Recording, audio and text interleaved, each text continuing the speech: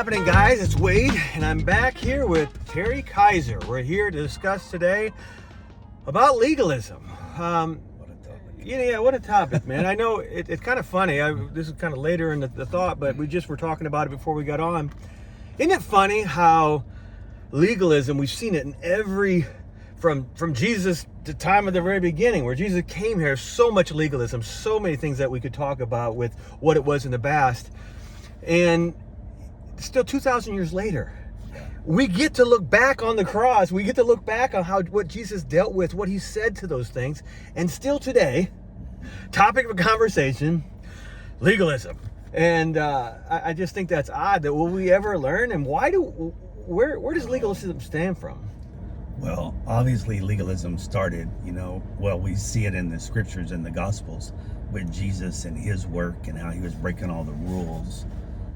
Their rules. Yeah, the rules. The hundreds of rules. Yes, and he was constantly ruffling their feathers, and we see that all through his ministry, how it was combative with the Pharisees and the scribes and the religious leaders. He really did not go along their path, if you will. Define legalism for me. What is legalism? Well, for me, legalism has to do with extra biblical mandates or rules or requirements or... Give me one. Okay, so when I was a youth pastor, we were upstairs playing spades with our kids in the youth department. Spades? Yeah. Not with like playing cards. You didn't use rook cards or something like that? You used the actual... Right, we used the rook cards. That's so funny. We were upstairs, and one of the parents came upstairs and saw us playing spades, and he's like, does the pastor know you have cards? That's so funny. Like, I remember that one. Yeah. No, I don't think so. And the reason behind it, it wasn't like it wasn't like it had no grounding or any basis for it. But what was 100-year-old? I get you. That's the thing that we kind of look at with the Pharisees and think, oh man, they washed their hands and they had to do that, and they judged him based on that, and working on the Sabbath and how they judged him, and we think they're just idiots. Right. But no, they were actually at the core of it. It came from a well-meaning standard that they did something with. Yes. And even playing cards, I mean, I guess the association of using those cards for gambling and where that could take anybody that's been a part of a relationship that had gambling involved with it, and the pains that come from losing all your money, and it can lead into drugs, can lead to all kinds of things. We certainly need to use some caution there, but how far do you take that even the cards... That's some people won't even go into like a casino. If you're not raised in church, I wasn't. Yeah, you didn't know that one. Yes, that's funny. There's so many rules that were imposed as lived longer in the Christian world. My pastor, where I got saved, he wasn't legalistic. No, okay. And so I had no clue. Right. I didn't know about the worship wars, translation controversy, dress code. I didn't know any of that. Yep. And so then I asked him right at the end of my time there if I could take our kids to camp. Mm-hmm. And it scared him because I don't know if our kids are ready for camp environment or not. So that's kind of how it started for me.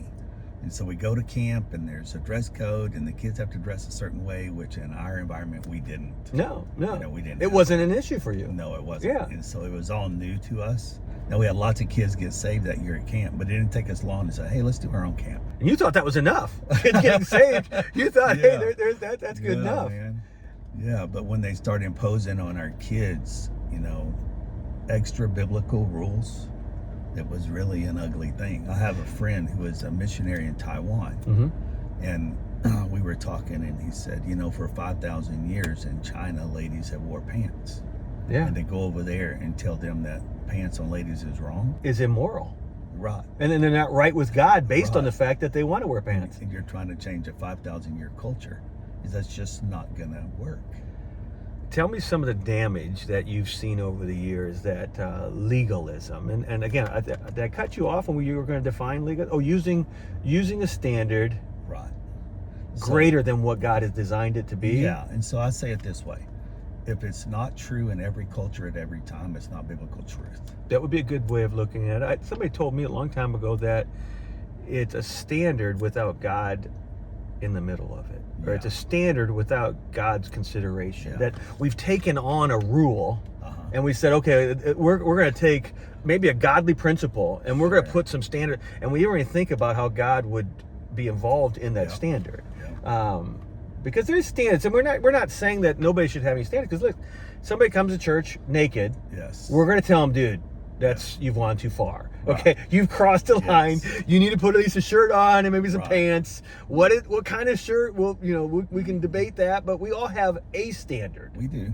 Yeah. So we're not saying you shouldn't have standards or you shouldn't impose a certain standard in your environment, are we? I mean, there's certain standards you need to have. I think that the standard for one church may not be the same standard for another church. I would say so.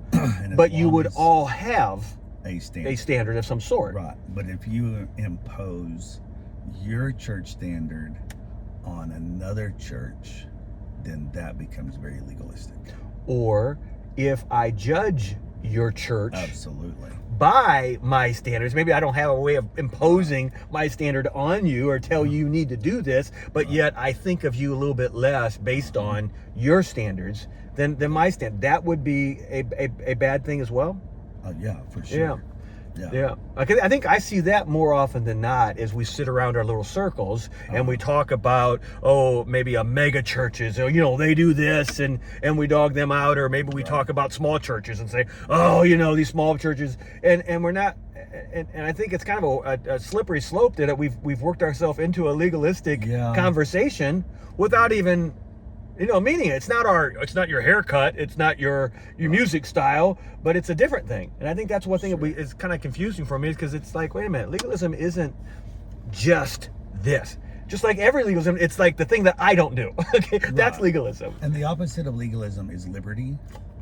Freedom. And so if you invite me to your church, and you invite me to come and speak, I'm going to ask, the dress code, the translation, what time to be there. I don't impose my time on you. No. Right? It's your time. It's your standards that you have in that church. How long do I speak? All those things are more tribal and traditional within that particular place. Yes. But the same is true for restaurants or stores or anything. Right? Yeah, why isn't this place open? Well, go to a different place then. If you want to open at 10 o'clock and not 11 o'clock. Exactly. Yeah. And so all those kind of things, I used to say, when in Rome, do as a Roman. Yep. That's it. Yep. But if you come to my neck of the woods, we may start at a different time, and we may have a different dress code, and we may have a different focus that we're trying to do. Right? Does that make sense? Yeah. And so I went to Colorado, and I spoke for a guy up in Colorado, and he's like, man, we have a ton of people here that are non-believers. We're very particular about our language. And a lot of churches, they don't have that. Particular from the standpoint that they want to make sure you're not cussing or not or they... No, they didn't want me to use... You have a problem cussing. I mean, we're friends for a while. It depends on the day. It depends your wife around and I can stop you. Exactly. But no, just communicating with people. Not using Bible terms. Right. Gotcha. Yeah, okay. Like that. And so he was like, hey, we use this Bible. You tell them page number, not book. Yeah. Yeah. And I'm like, that's so smart, man. Yeah. And he but on the flip side of that, somebody could say, and probably has said, they're just shallow. Right. Because they're not using the books of the Bible, the name of that God gave that book supposedly to the Bible, and they're not trying to challenge their people to grow more than they are, and they're leaving them dumb, and they're actually dumbing down the teaching.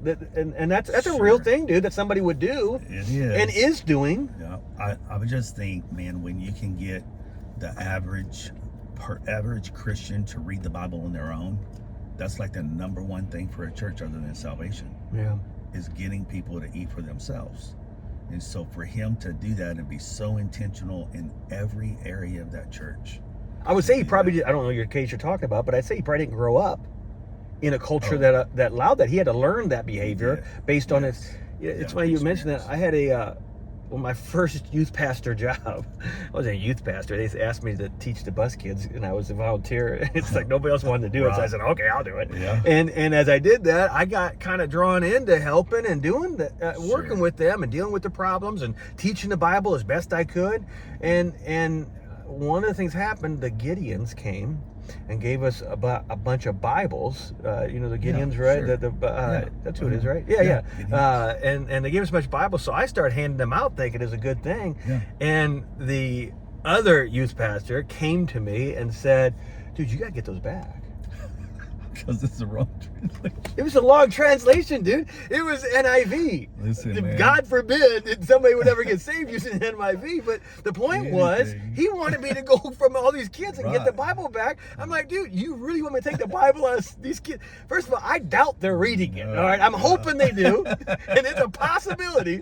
But they're not being confused by the blood in NIV over the New King James or the King James. But it was a real thing that it's like, look, I don't understand that. That wasn't my issue. And it becomes so confusing to people who are not, versed in church. That issue. And all that. Yeah. Man, thank God for the Gideons who put Bibles in hotel rooms and people get saved off of that. Yeah. And they don't care what translation it is when they're in the middle of the night at their lowest point. Now, there's somebody out there right now. I don't know if they're watching my podcast, but there's somebody out there right now just kind of biting that drop at the bit, wanting to tell us so you don't believe in absolutes.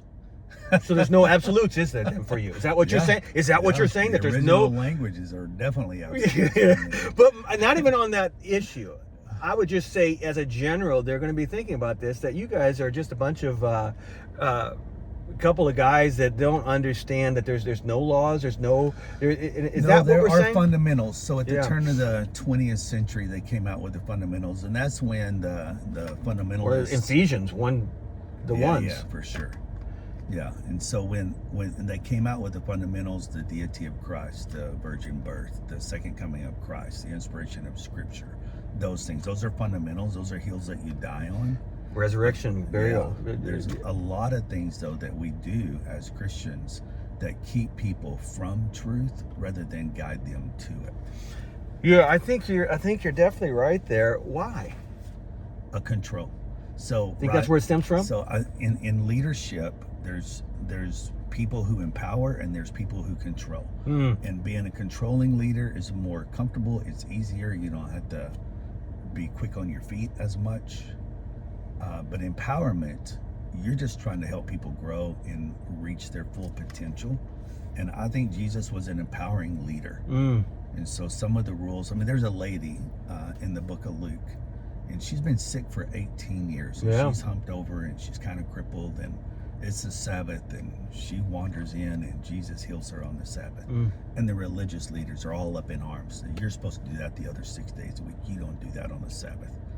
And Jesus said, hey, you put more stock in your donkeys than you do that person. That's funny. No, and you're right. I think again, it's easy to look at the Bible and look at, how could they, don't they, but that's not our mindset. No.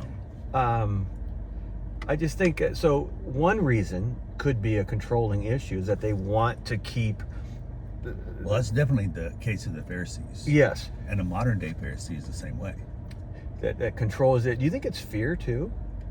Fear-based that way? That listen, if I don't set up some standards here, what if? What if? Yeah. The extreme, they run to the extremes of that. Because I don't know that everybody that is legalistic, or I hope not, because I can find legalism in my life. Right. And I don't like it when I see it, but I don't see it all the time. Right. Generally, it's somebody calling me out on it, saying, look, dude, that's not the Bible. That's you. And I think some of the reasons I get there are because of maybe some experiences I have in my past, that I have set up a different level of standards for myself. Oh, yes, but you've also set up barriers. Right? Yeah. Standards. I'm gonna live by this standard. Yep. But then if someone comes in and tries to impose on you, hey, if you would wear this instead of that, you'd be more successful. And you're like shields, right? Like man. Yeah. And say, I'm not gonna allow that into my life. And so sometimes we're more rebellious. When I was in college, one of the professors said, hey, I have the liberty to. Yeah. I can do that. Yeah. I don't have to, but I can. Huh. Yeah.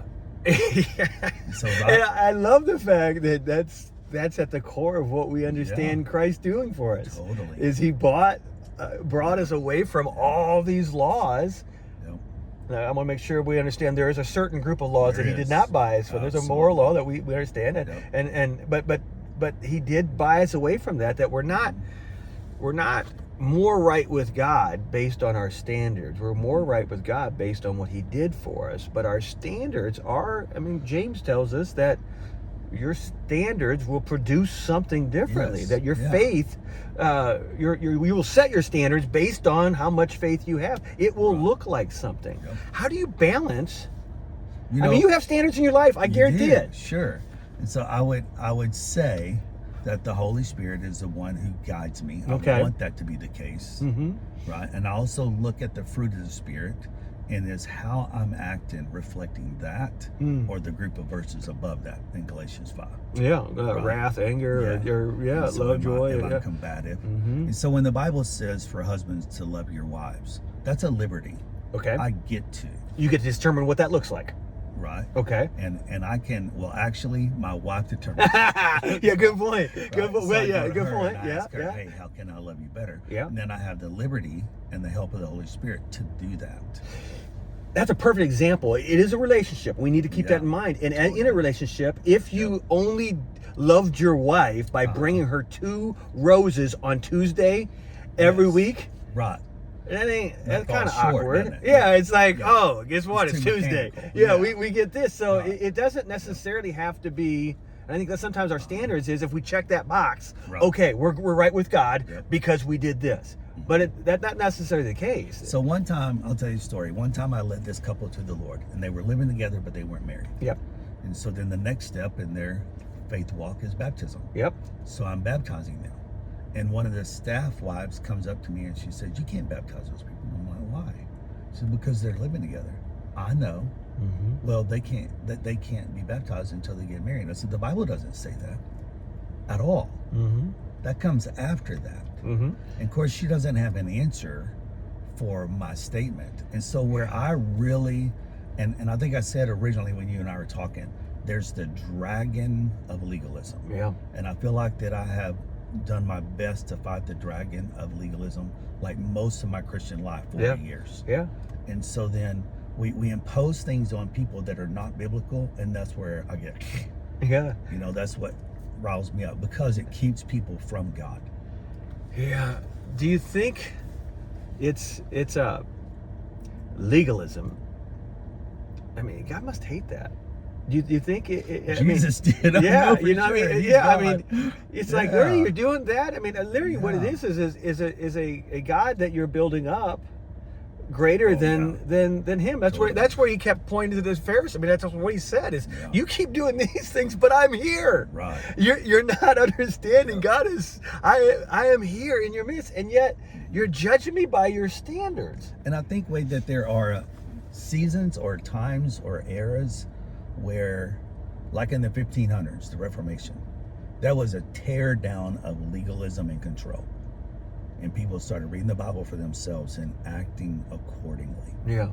Right? And so that happens over every revival.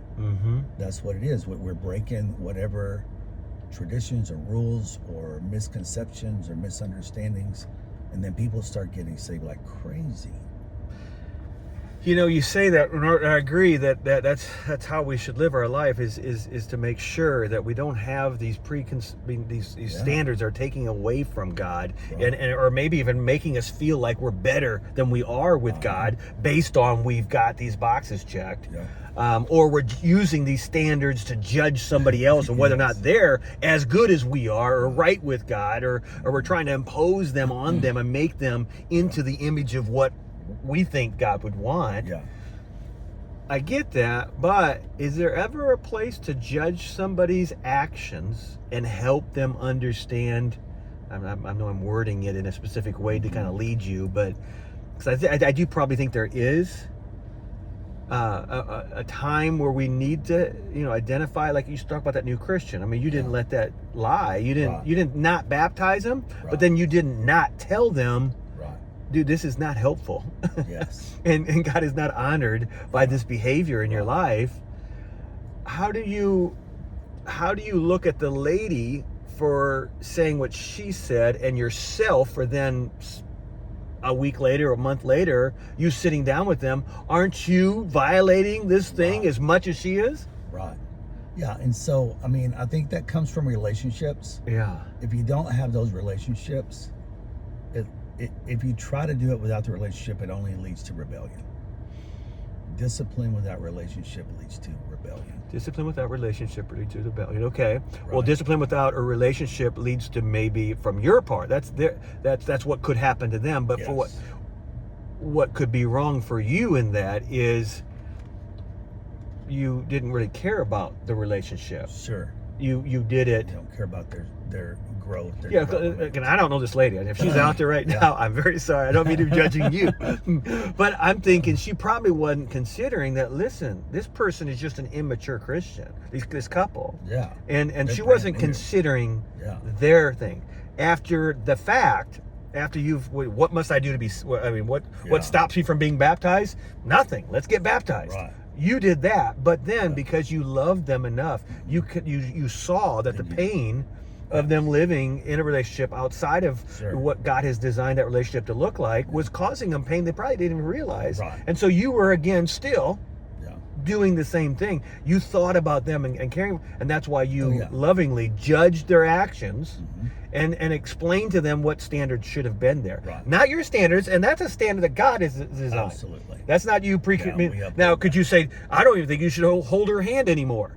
Now you've just crossed the line from, fornicating into there. I mean, and so I think there is definitely a difference that way, and I think it's just a lot more work. I think too, Wade, we get in a lot bigger hurry. God's way more patient. And I say to people, well, we're in a hurry for others. for sure. We're in a hurry for others. For us, not for we us, love the let's take patience. time. We understand his That's patience. so true. Yeah. And so we might judge someone on one thing we see. Yeah. And God's working on something completely. Man, isn't that the case? Yeah. Yeah, and I think that's my biggest problem. Right. I mean, with this legalism is because I think, well, this is being nice to them. I ain't trying to hurt them. This is a biblical thing. And it's like, they need to change this. Right. And it's like, really? That may be number 10 on the list for God. Is that crazy? Yeah. That's good, man. I mean, that's true. Yeah, that is true. And I think that's sometimes what I tell people all the time, we look through life like this, with this and this. Yes. God looks through life like this. And if we would pull the thing back and see, I didn't realize all that. Then And it might not even be the sin that he's dealing with at first. It might be the hurt. Yeah. What stems from that? Yeah. And he knows, right? He's smarter. I mean, his wisdom is unbelievable. And so for him to be working in the life of a person versus us working in the life of a person, we may not even focus on the right things. Man. Yeah, I think that's good, man. I don't want us to run them off before they have a chance to grow in the Lord. Yeah. I want to make sure that legalism doesn't do that. Now, Paul does say, hey, and I tease it this way when Paul's writing Corinthians about eating pork and don't eat pork and who you're with. So I'm not a big meatloaf guy. And so if you invite me to your house and y'all are having meatloaf, then I'm going to put it in my mouth and then afterwards say, I'm glad that's over. But if I invite you to my house, we ain't have meatloaf. We ain't having meatloaf, right? And so Paul says, hey, when you're this group, have the liberty to eat this, and when you're with this group, have the liberty not to. Yeah. And you have to pay attention to the people that you're with and what you say. Yeah. And so I mean, it goes back to what you're saying. Do you really care about that person and that relationship? And I think that love has got to cover a multitude of sins. Right. That love, that compassion is going to give you patience. I mean, fruit of the Spirit, patience, gentleness, these mercy, forgiveness, all of that stems from. Yeah. But we almost think we hold up the law. Yes. I mean, isn't that the picture of the different thing that we need to deal with this? Right. This is the best thing for them. Well, and it's like, wait a minute. About 20 years ago, there was a young pastor who had come to a national fellowship meeting. Yeah. And he didn't know the rules and he didn't know the dress code. And so he came just like he would any other place, going to the store or something, and he was wearing shorts. And so a lot of the people there were like, you can't wear shorts to a national meeting. I'm like, I don't know why. Let's go ... Why? What were some of the things they were saying? Because he didn't respect Yeah. And okay, and then respect the room. Didn't respect the room, didn't respect God's sovereignty in the world, and honored him for who he was. It was just very lackadaisical, and didn't respect his position as a pastor. These were all probably godly, understandings that they superimposed in this rule. So my wife and I took a liking to him right away. Yeah. And not because he was rebellious and breaking the rules, but because of what he was doing in his story. Yeah, outside of that circumstance. Yeah. Right. And so that's where I first learned the word tribal. Yeah. And where, whether your home has its own character, or your church has its own character, or even the fellowship, which for us is the Baptist Bible Fellowship, has its own character, its own tribe, its own set of rules. They're unwritten. They don't publish them. They don't tell you as you're preparing for the meeting. It's just understood. Yeah. So if you're the new guy, a lot of that's traditions that you understood through time. For sure. And so the new guy coming in, he didn't have a clue about that. And so for us, for my wife and I, we just loved him and embraced him and supported him and helped him, and other people, they never forgave him. Yeah. Never. He's that guy. He's that guy. Yeah. Right. And so I've been that guy. I don't want to live my life that way. Yeah. And so I think because I became a believer as an adult. Yeah. That made a difference for me. And you didn't come from a lot of that baggage. None. That's the odd thing about it. We see the baggage that pagan brings into his relationship with God. Sure. He might be an addict, maybe had some involvement in sexually in different things. He has some things that he struggles with based on the fact that he's a Christian. He's totally transformed. He's from death to life. He's a new creation. However, he's got some baggage he's bringing with him. That's true. I don't think we realize the legalism baggage. Oh. The Pharisees were the best examples of that. Some of them were changed. Look at Peter and Paul. They struggled with some of their, why are they still doing this way? Why? And what do we say to them? It's like, well, you say to them that you're forgiven. Yeah. But even, I planted a church. We started our own church, and I look up one day and there's an attitude or a culture that our church has, and I'm like, where did that come from? Right? And so then you have to rewire the whole thing, because the last thing I want to do is to be a barrier to the gospel. Yeah.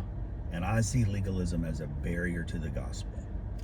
And I want to get as many people to the foot of the cross as I can without 1,000 steps leading to it. It's so funny you'd say that. I watch some people do watch some different things here, but I pastor a church out in Simi Valley, California, and restarted a church. And when you're restarting a church, you had 13, 14 old people that great, honorable people, sure. but they turned it over to a mission. A mission called me and said, "Hey, would you help us out?" So I came out there.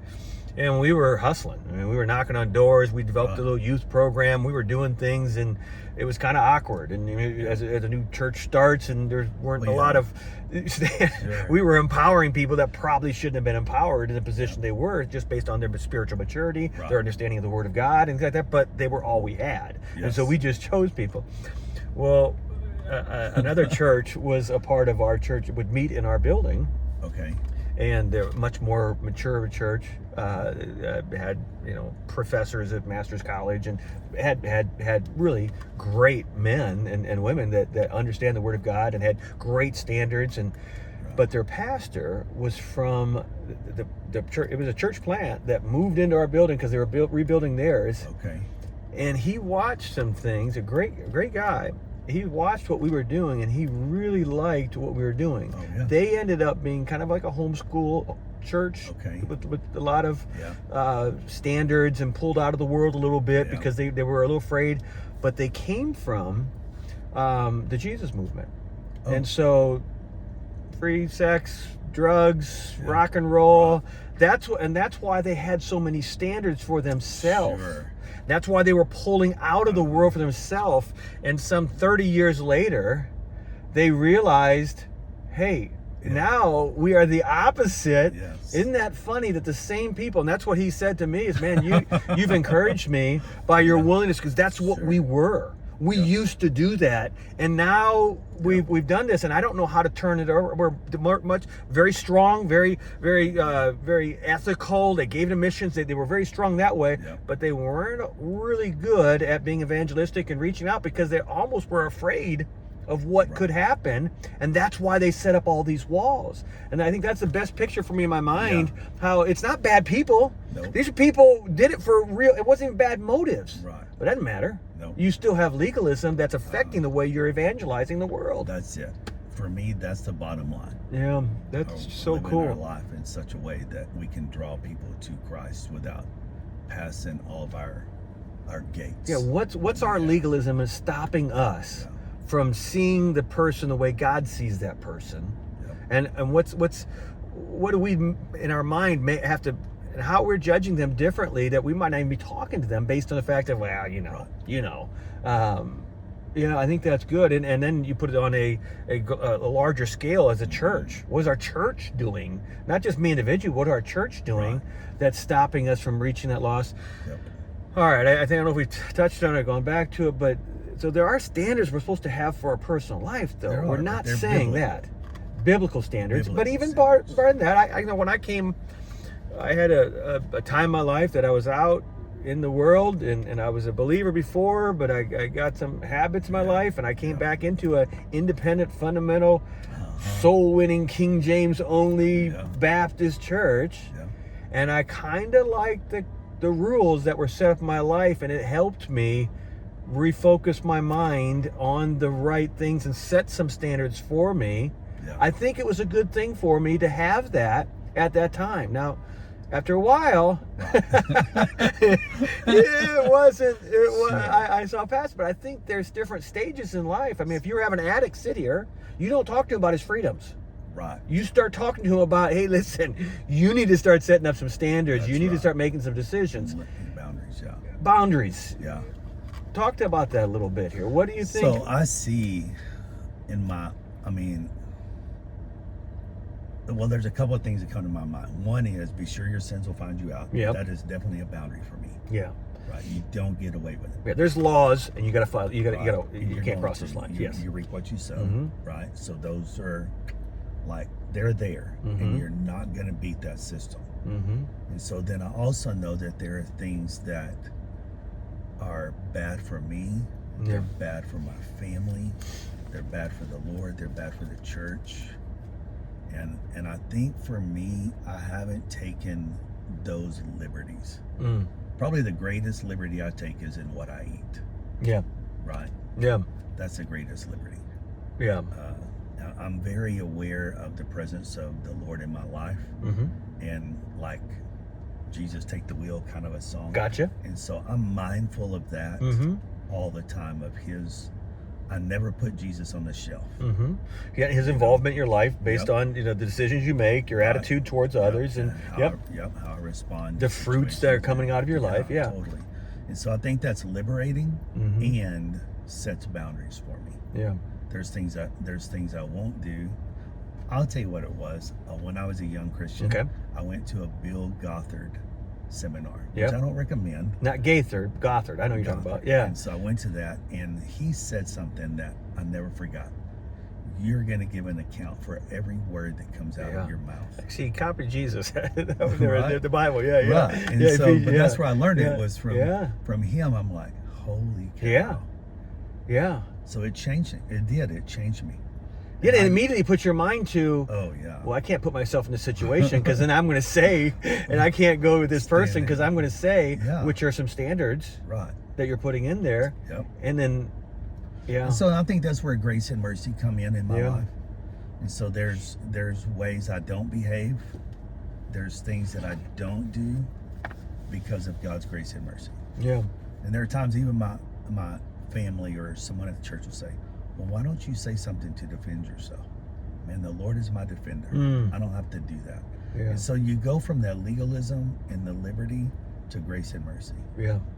And when you're really strong in your legalism, you're really low on your grace and mercy. Whoa, I think I live there.